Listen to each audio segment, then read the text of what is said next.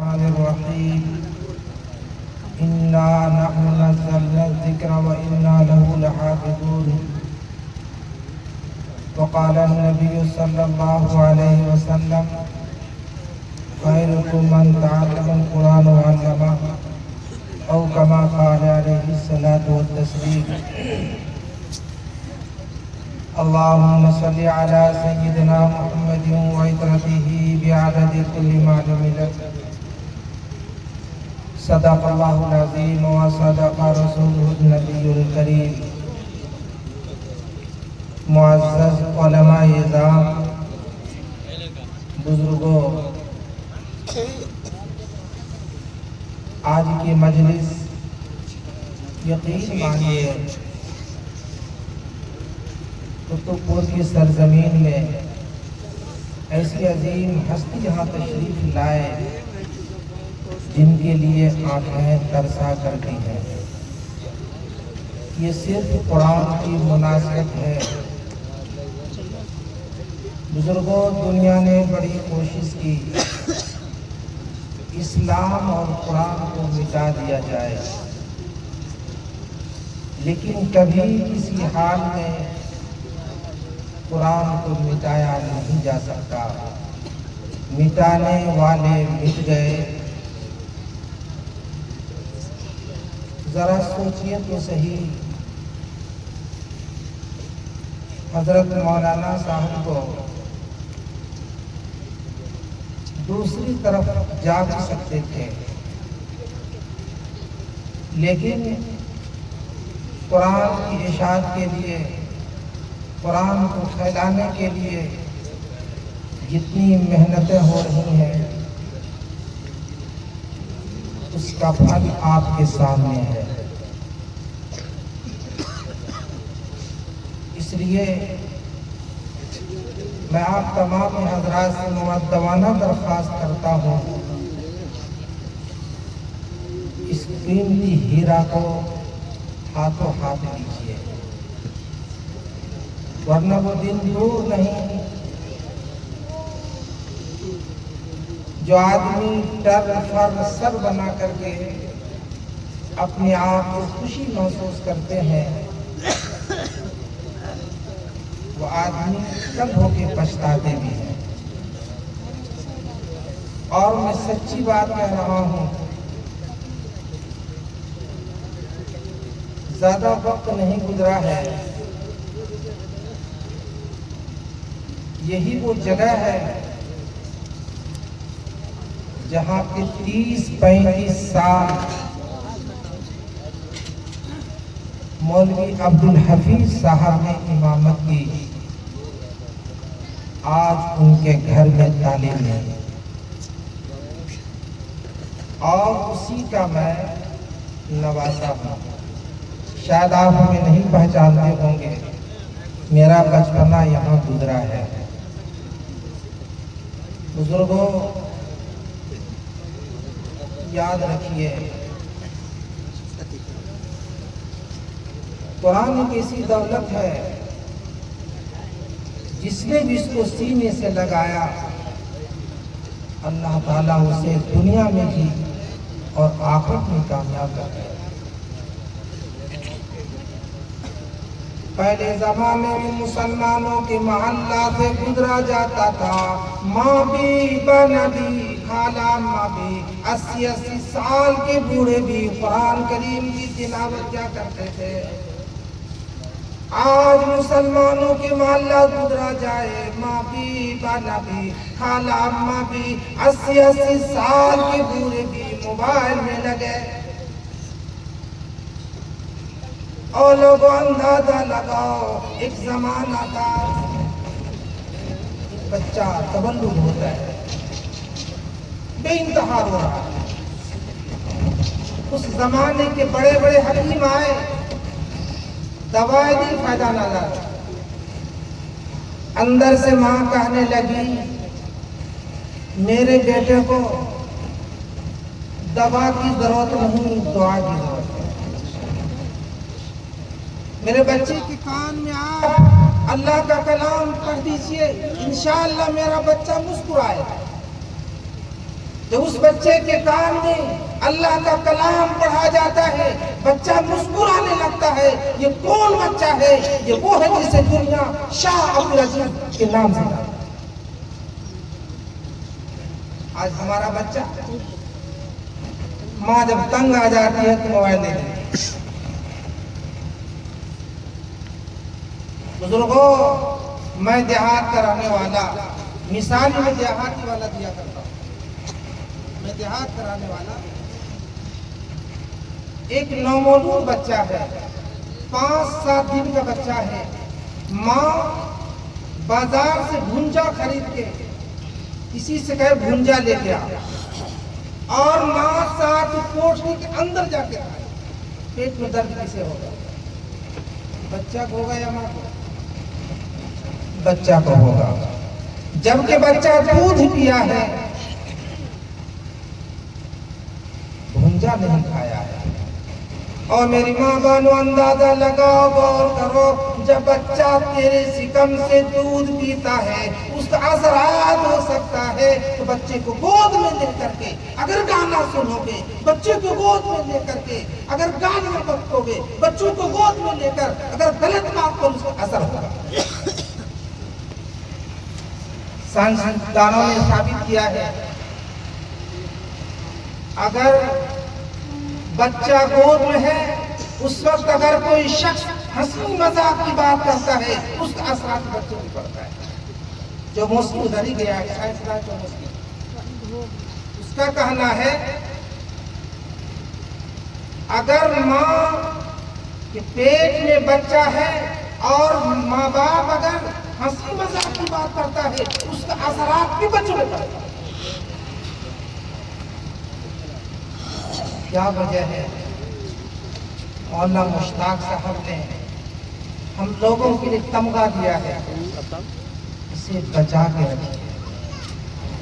آپ صلی اللہ علیہ وسلم ارشاد فرماتے ہیں جو شخص اپنے بچے کو صرف ناظرہ قرآن شریف پڑھا دیتا ہے اللہ تبارک و تعالیٰ اس کے ماں باپ کے پچھلے سارے گناہ معاف. میرے بزرگوں، ذرا اندازہ لگائیے اگر ہم اپنے بچوں کو قرآن کریم کی تعلیم اگر ہم نے نہ دی تو کل قیامت کے میدان میں یہ بچہ آپ کے خلاف گواہی دے. یہ بچہ کہے گا میرے مولا اس نے مجھے کہا تھا میٹرک کرو میں نے کر کے بتلایا، کہا پی ایچ ڈی کرو میں نے کر کے بتلایا، کہا بی ایڈ کرو میں نے کر کے بتلایا. جن جن چیزوں کے لیے کہا میں نے کر کے دکھایا. کبھی کسی حال میں اس نے مجھے ایمان کے بارے میں نہیں کہا تھا. یا آپ کو دامن پکڑ کر دربار الہی میں جائے گا یا لائن ہے تو گناہ گار، اس وقت آپ کی گاڑی پھنس جائے گی. اس لیے میں آپ تمام حضرات سے مؤدبانہ درخواست کرتا ہوں آپ اپنے بچوں کو قرآن کریم سے دلچسپی پیدا کرائیں. کب ہوگا؟ جب بچہ مدرسہ میں آئے گا پڑھے گا.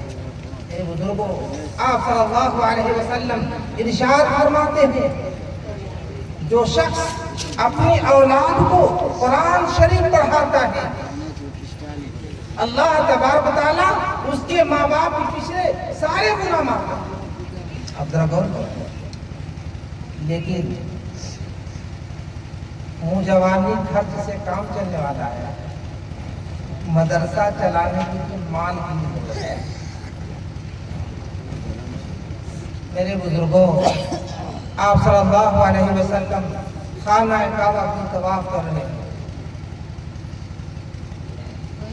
ایک شخص خانہ کعبہ کی غلاف پکڑے ہوئے زور زور سے کہتا یا اللہ میرے گناہ معاف کر دے، امید نہیں کہ میرا گناہ معاف کرے گا.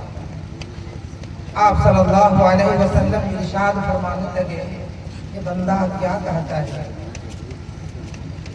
کہتے یا رسول اللہ صلی اللہ علیہ وسلم میں بڑا گنہگار آدمی۔ آپ صلی اللہ علیہ وسلم ارشاد فرماتے ہیں کیا تم نماز نہیں پڑھتا؟ کہتے یا رسول اللہ میں نماز پڑھتا ہوں، روزہ بھی رکھتا ہوں، آپ نے کون سا برا کیا؟ کہتا یا رسول اللہ صلی اللہ علیہ وسلم میں بہت بڑا پاپی تھا۔ آپ صلی اللہ علیہ وسلم ارشاد فرماتے ہیں مطلب تیرا گناہ بڑا ہے یا اللہ کی زمین و آسمان؟ کہتا یا رسول اللہ صلی اللہ علیہ وسلم میرا گناہ بڑا ہے۔ آپ صلی اللہ علیہ وسلم ارشاد فرمانے لگے مطلب تیرا گناہ بڑا ہے یا اللہ کا عرش و کرسی بڑی ہے؟ کہتا یا رسول اللہ صلی اللہ علیہ وسلم میرا گناہ بڑا ہے۔ آپ صلی اللہ علیہ وسلم تیسرا مرتبہ ارشاد فرماتے ہیں مطلب تیرا گناہ بڑا ہے یا اللہ کی ذات بڑی ہے؟ کہتا یا رسول اللہ اللہ کی ذات بڑی ہے۔ آپ صلی اللہ علیہ وسلم ارشاد فرمانے لگے میں اسی اللہ کی واسطہ دیتا ہوں مطلب کون سا گناہ تو نے کیا؟ کہتا یا رسول اللہ صلی اللہ علیہ وسلم میں بڑا مالدار آدمی ہوں، صاحب اولاد آدمی ہوں، لیکن جب کوئی غریب مسکین یتیم بیوہ میرے گھر پہ آتا ہے میرے بدن میں آگ لگ جاتی میں اسے کچھ نہیں دیتا۔ آپ صلی اللہ علیہ وسلم ارشاد فرماتے ہیں بدبخت تو تھا، چاہے تیرے گناہوں کی وجہ سے، چاہے تمہارے رونے کی وجہ سے دریا بہ جائے، اس دریا کے دونوں کنارے انسان فائدہ حاصل کر لے، پھر بھی تو جہنم میں جائے گا کیونکہ بخل کفر ہے، کفر کی جگہ آگ۔ بزرگوں رات رات بھر تہجد کی نماز پڑھنا آسان ہے، جماعت میں جانا آسان ہے، لیکن اللہ کے راہ میں خرچ کرنا بڑا مشکل ہے۔ آج کے اس فتن دور میں آپ صلی اللہ علیہ وسلم ارشاد فرماتے ہیں اللہ تبارک و تعالیٰ نے جنت عدن کو بنایا، اپنے ہاتھ سے اپنے دست قدرت سے بنایا کہ اس کو ملاحظہ فرماتے ہیں، اور آپ جب جنت کو ملاحظہ فرمانے کے بعد آپ کہتے ہیں عزتی و جلالی ارتفاعی مکانی، میری عزت کی قسم، میرے جلال کی قسم، میرے عرش بلند کی قسم، کبھی کسی حال میں بخیل آدمی کنجوس آدمی اس جنت عدن میں داخل نہیں ہو سکتا۔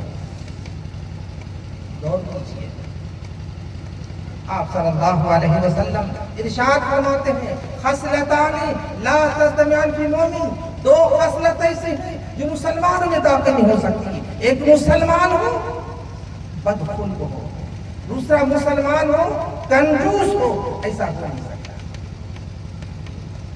میرے بزرگوں آج دیکھ لیا جائے مسلمان کس طرح اپنے مال کو شادی میں بے دریغ خرچ کر رہا ہے۔ اگر مسلمانوں کی مالداری دیکھنی ہو تو اب شادی میں دیکھ لیجیے، اور مسلمانوں کو فقیری دیکھنی ہو تو مسجد میں دیکھ لیجیے۔ جب ڈبہ جب اب تو اس سرکار کی مبارکباد دینی چاہیے، اٹھنی بند کر دیا، ورنہ لوگ جیب میں ہاتھ دے تو لوگ یہ نہ کہے کہ نہیں دیا ہے، ورنہ اٹھنی یہ نظر آتا۔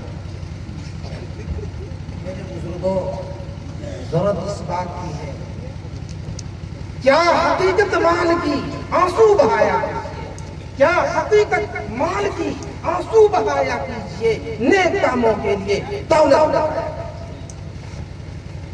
آج ہم کہاں چلے گئے؟ ایک زمانہ تھا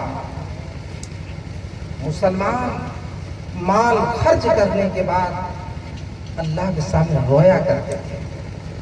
آج اگر ہم مولانا مشتاق صاحب کو اگر 10,000 روپیہ دے دیں چندہ میں تو 10-20 جگہ جا کر کے سب کے لیے چاہیے تاکہ حلیم صاحب بھی جان جائے، علیم صاحب بھی جان جائے، مولانا صاحب بھی جان جائے، مولوی صاحب بہت دیکھے مدرسہ کا بچہ پریشانی تھی 10,000 دیا تھا۔ غور کیجیے ایک ہی جگہ 2 بچہ پڑھتا ہے، ایک بچہ انگلش میڈیم میں پڑھ رہا ہے، اس کا ٹیوشن فیس 500 روپیہ ہے، اور وہی بچہ مدرسہ میں جا رہا ہے۔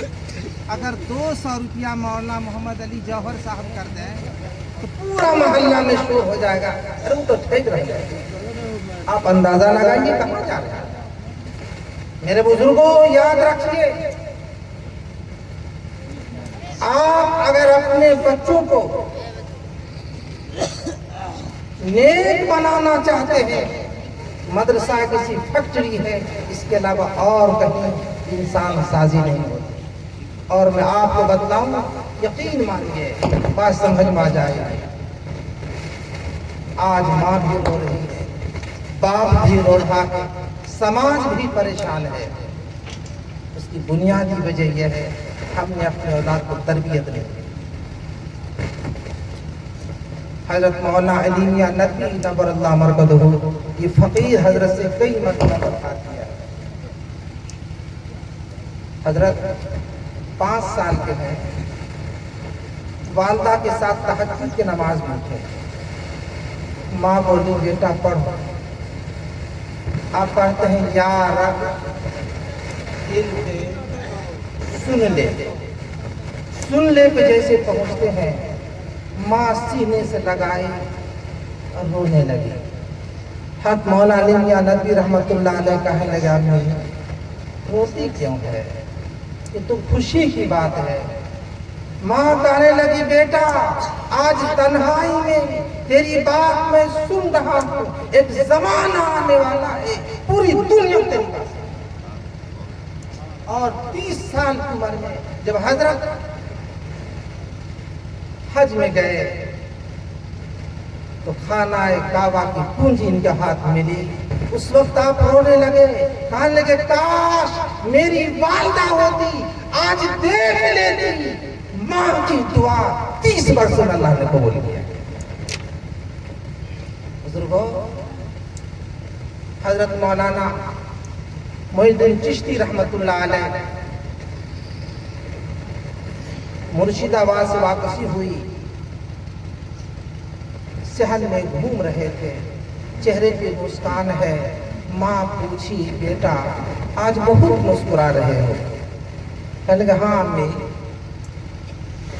7 لاکھ مادری وطن بھائیوں نے، 7 لاکھ ہندو بھائیوں نے میرے ہاتھ پہ ایمان قبول کیا، اور 70 لاکھ مسلمانوں نے میرے ہاتھ پہ توبہ کیا ہے، بیعت ہوئے ہیں۔ اس لیے ان فہرست کو دیکھ کر اندر سے خوشی ہوتی ہے۔ ماں رونے لگی، کہیں گے بیٹا جس درخت کو میں نے لگایا تھا وہ درخت اب پھل دے۔ کہتے کیا مطلب ماں بتلاؤ؟ ماں کہنے لگی بیٹا اس وقت تک میں تجھے دودھ نہیں پلاتی تھی جب تک میں وضو نہ کر لیتی، اور جب تک تو دودھ پیتا رہتا تھا میں تسبیح پڑھا کرتی تھی۔ آج اس کا اثر یہ ہے کہ اللہ نے تیرے ہاتھ پہ لوگوں کو ایمان قبول کرنے کی توفیق دے دی۔ جب ماں نیک ہوگی اولاد آئے۔ میرے بزرگوں، آج کے اس پرفتن دور میں نوجوان کتنے ماں باپ کی بات مان رہے ہیں، اس کے باوجود بھی ماں باپ کے دل و دماغ میں یہ بات نہیں آ پا رہی ہے۔ کالج میں بھیجنا تو آسان ہے، یونیورسٹیاں جانا آسان ہے، لیکن ہمارا بچہ مسجد میں مدرسہ میں پڑھنے نہیں آتا۔ ایک مرتبہ فکر ہے، میں آپ کو بتلاؤں، ایک نوجوان عیاشی میں مبتلا ہوتا ہے، ماں بیچاری تہجد کی نماز پڑھ رہی تھی، نماز ختم کرتی ہے اور رونے لگی، کہتی ہے بیٹا تو جیسے نالاج بیٹا کو کھانا کھلا کے اللہ کو کیا منہ دکھاؤں؟ وہ نشے کی حالت میں ہے، جوتا نکالتا اور ماں کے چہرے پہ دینے لگا۔ ایک جوتا ناک پہ لگ جاتا ہے، ناک کی بتی ٹوٹ جاتی ہے، خون کا فوارہ بہنے لگتا ہے۔ ماں رونے لگی، آسمان کی جانب نگاہ اٹھاتی ہے، اور کہنے لگی مالک سوچی تھی بیٹا جوان ہوا ہے منہ میں روٹی کھلائے گا، روٹی کھلانے کے بجائے جوتا مارا۔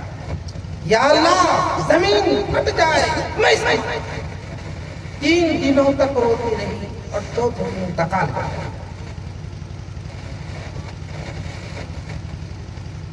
بیٹا بھی اندر سے ٹوٹ گیا، لیکن کر کیا سکتا ہے؟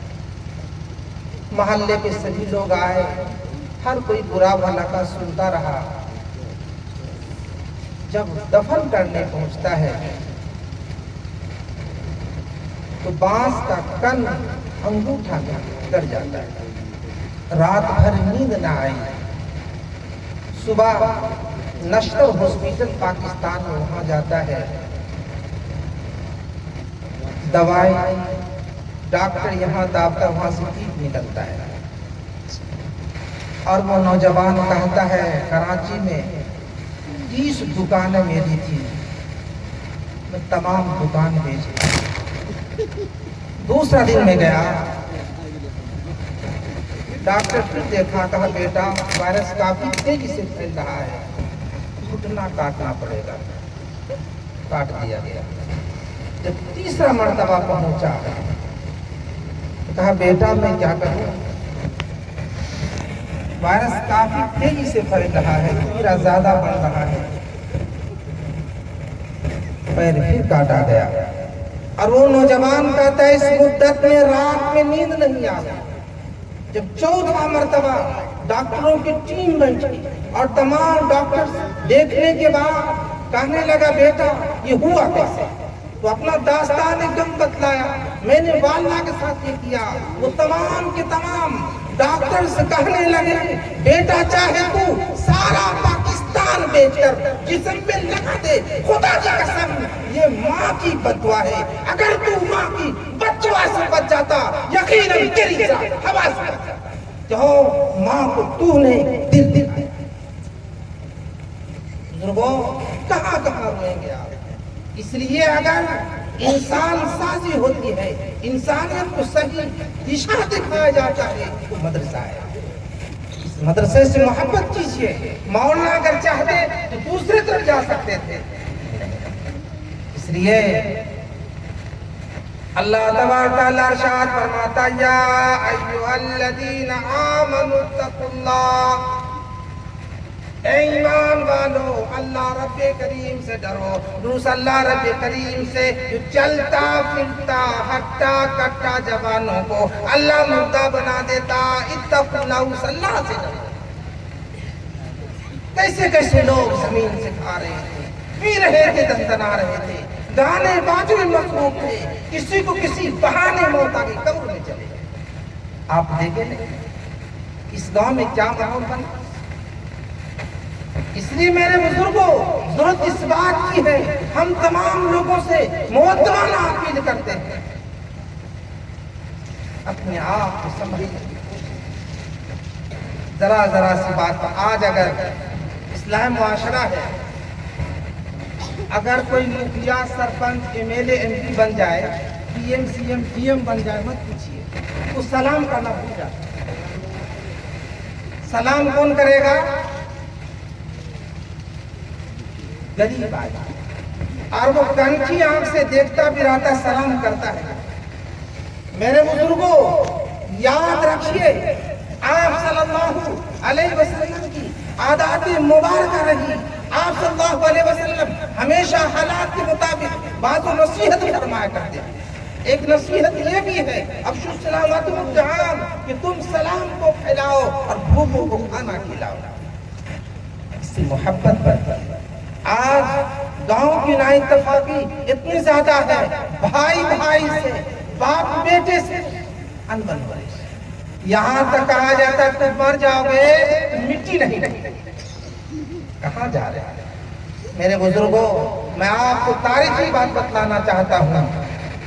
آپ صلی اللہ علیہ وسلم جب فتح مکہ کرتے ہیں، صحن حرم میں دشمنان اسلام موجود ہے، اس میں وہ بھی ہے جس نے راہ مبارک پہ کانٹا بچھایا تھا۔ اس میں وہ بھی ہے جو آپ صلی اللہ علیہ وسلم دندان مبارک کو شہید کیا تھا، اس میں وہ بھی ہے جو حضور صلی اللہ علیہ وسلم کی سینہ مبارک کے خنجر بھونپا تھا، اس میں وہ بھی تھا جو حضور صلی اللہ علیہ وسلم کے چچا امیر حمزہ رضی اللہ تعالی عنہ کو 11 ٹکڑوں میں بانٹا تھا۔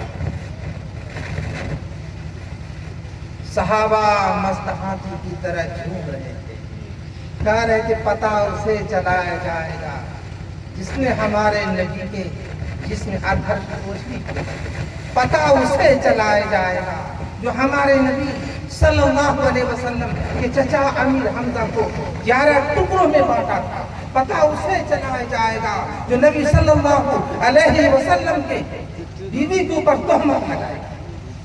ابو سفیان دور کے آتا ہے، کہتا ہے یا رسول اللہ صلی اللہ علیہ وسلم آپ وہی کریں گے جو آپ کی صحابہ کہتے ہیں۔ آپ کہنے لگے بتلا تم کیا سمجھتے ہو؟ کہتا اخن کریم و نبی کریم، آپ شریف ہیں، شریف بھائی کے بیٹے ہیں، شریفوں سے نیکی امید کی جا سکتی ہے، برائی کی نہیں۔ آپ صلی اللہ علیہ وسلم ارشاد فرمانے لگے مکہ کے ماؤں سے کہہ دو تمہاری ممتا نہیں چھینی جائے گی، مکہ کے بیٹوں سے کہہ دو تمہیں یتیم نہیں بنایا جائے گا، مکہ کے ماں سے کہہ دو تمہاری ممتا نہیں چھینی جائے گی۔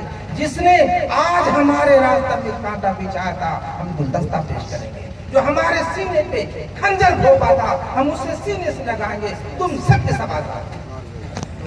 اور ہم کیا کرتے ہیں؟ ہم مٹی نہیں دیں گے، اندازہ لگائیے ہم کہاں جا رہے ہیں۔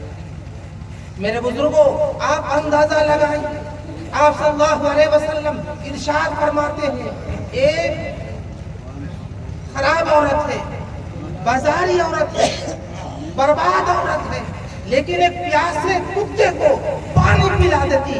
آپ صلی اللہ علیہ وسلم ارشاد فرماتے ہیں میں اس عورت کو جنت میں گھومتا ہوا دیکھتا ہوں، اور ہم نٹ کھول لے کے بھائی کو پانی پینے دیتے۔ کیسے مسلمان ہیں؟ آپ اندازہ لگائیے، آپ صلی اللہ علیہ وسلم ارشاد فرماتے ہیں المسلم کا جسد الواحد، مسلمان کی جسم کی طرح ہے، جسم کے کسی ایک انگ میں اگر تکلیف ہو جائے سارا جسم اس کو ٹھیس محسوس کرتا ہے۔ بہرحال ہم آپ اگر چاہتے ہیں کہ اللہ کے نزدیک ہم محبوب بن جائیں تو پیارے آقا صلی اللہ علیہ وسلم ارشاد فرماتے ہیں التائب من الذنب کمن لا ذنب لہ۔ انسان جب اپنے گناہوں سے توبہ کر لیتا ہے وہ ایسا ہے جیسا اس نے گناہ کیا ہے۔ کب ہوگا؟ ابھی رمضان کا مبارک مہینہ آ رہا ہے۔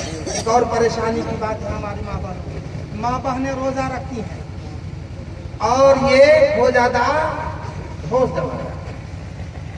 آپ غور کیجئے، جو روزے دار ہے اس کے سامنے اگر کوئی آدمی کھاتا ہے آپ صلی اللہ علیہ وسلم ارشاد فرماتے ہیں جب تک وہ کھانا کھاتا رہے گا لعنت اس پر برستی رہے گی۔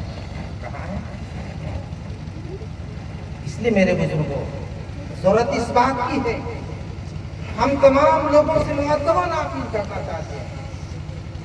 آپ صلی اللہ علیہ وسلم ارشاد فرماتے ہیں یہ آسمان سوا میں ذکر آ جائے گا، اس جگہ اللہ کے عرش کے سائے کے علاوہ کوئی سایہ نہیں ہوگا۔ زمین تانبے کی ہوگی، آسمان فولاد پر ہوگا، نہ اس دن باپ بیٹے ہوں گے نہ بیٹے باپ کا ہوگا، بیوی ناشنا ہو جائے گی، دوست دشمن بن جائے گا، اپنا بیگانہ ہو جائے گا۔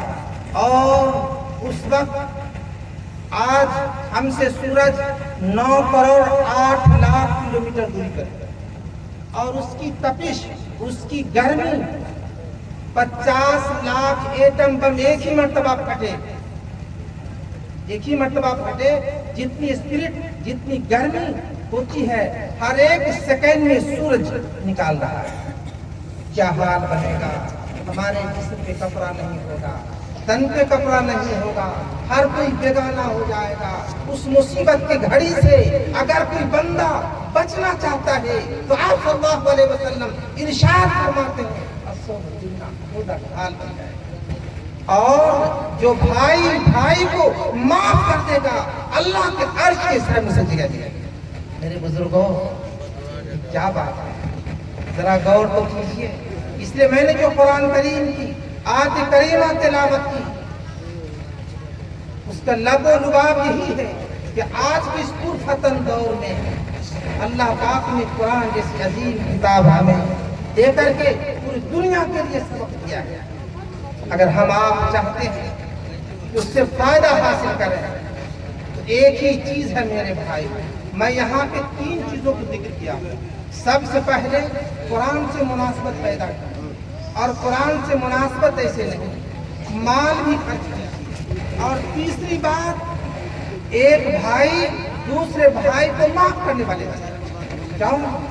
آپ صلی اللہ علیہ وسلم خانہ کعبہ کی طواف کر رہے ہیں اور کہتے انس، کہتے لبیک یا رسول اللہ، پھر آپ ارشاد فرماتے انس، کہتے لبیک یا رسول اللہ، پھر آپ صلی اللہ علیہ وسلم خانہ کعبہ کے جانب اشارہ کرتے ہیں اور کہتے خانہ کعبہ کتنا تقدیس ہے، خانہ کعبہ تو کتنا محترم ہے، خانہ کعبہ تو کتنا عظمت والا ہے، لیکن تجھ سے بھی زیادہ عظمت، تجھ سے بھی زیادہ بہتر ایک مسلمانوں کی جان، اس کا مال، اس کی آبرو خانہ کعبہ سے زیادہ۔ آج ایک مسلمان دوسرے مسلمان کی بے عزت کرنے میں لگا ہوا ہے، ذرا سا بھی احساس پیدا نہیں ہوتا۔ اس لیے میرے غیور مسلمانوں، میں تمام لوگوں سے مبادلہ اپیل کرتا ہوں، بھائی بھائی سے مل جائے، قرآن سے مناسبت پیدا کرے، اور جہاں تک ہو سکے مال کو خرچ کرے، کیونکہ مال کے بغیر کوئی چیز آج کے اس پرفتن دور میں نہیں ہوتا ہے۔ اس لیے ضرورت اس بات کی ہے۔ آپ صلی اللہ علیہ وسلم ارشاد فرماتے ہیں، ایک مرتبہ حضرت یعقوب علیہ نبینا علیہ السلام شیطان سے پوچھتے ہیں، بتلا تمہارے نزدیک سب سے زیادہ محبوب کون ہے اور سب سے زیادہ مقبول کون ہے؟ وہ کہتا ہے سب سے زیادہ محبوب مومن بخیل ہے، مومن کنجوس ہے، اور سب سے زیادہ مبغوض، سب سے زیادہ بے نظیر خطرناک جو اللہ کے راہ میں خرچ کرنے والا ہے، اگرچہ وہ فاسق۔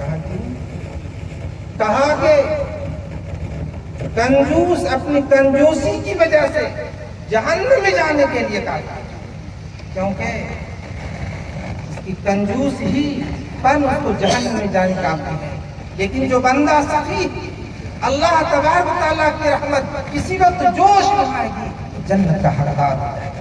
اس لیے میں تمام لوگوں سے مبادلہ اپیل کرنا چاہتا ہوں، میرے بزرگوں، اللہ نے موقع دیا ہے تو آپ قرآن کریم سے مناسبت پیدا کیجیے، اور دوسری بات جو لوگ قرآن کی اشاعت میں لگے ہوئے ہیں، آپ ان کے ساتھ محبت پیدا کیجیے۔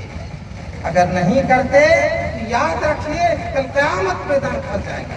میں آخری بات کہتا ہوں، حضرت مولانا صفدر صاحب پاکستان کے بہت بڑے عالم ہیں، حج میں گئے، جنت البقیع جب پہنچتے ہیں اپنے والد کے قبر پہ گئے اور آنکھ سے آنسو جاری ہو گیا۔ دربان آیا، کہا یہ کون صاحب ہے؟ کہنے لگے میرے والد کی قبر ہے۔ اس نے پوچھا یہ کون سا عمل کرتے ہیں؟ مولانا صفدر صاحب بولے بس بچوں کو پڑھاتے تھے، کوئی عمل نہیں، کہنے کچھ خاص بات کرتا ہے۔ مولانا صفدر صاحب پوچھنے لگے آپ ایسا کیوں پوچھتے؟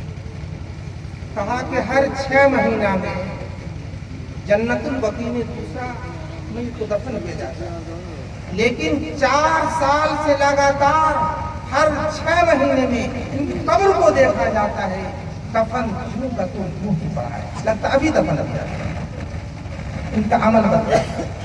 تو حضرت نے بتلایا میرے والد کا ایک کام بہت ہی انوکھا ہے، جو بچہ قرآن شریف پڑھتا ہے آپ کبھی کسی حال میں اس کے جانب پیر نہیں آئے۔ آج ہم حافظ قرآن کو، عالم دین کو جہاں بیٹھے قیمت شروع ہو گئی۔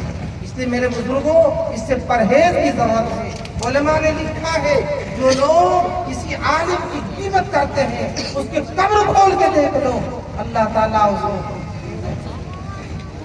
اس کے چہرے کو قبلہ سے۔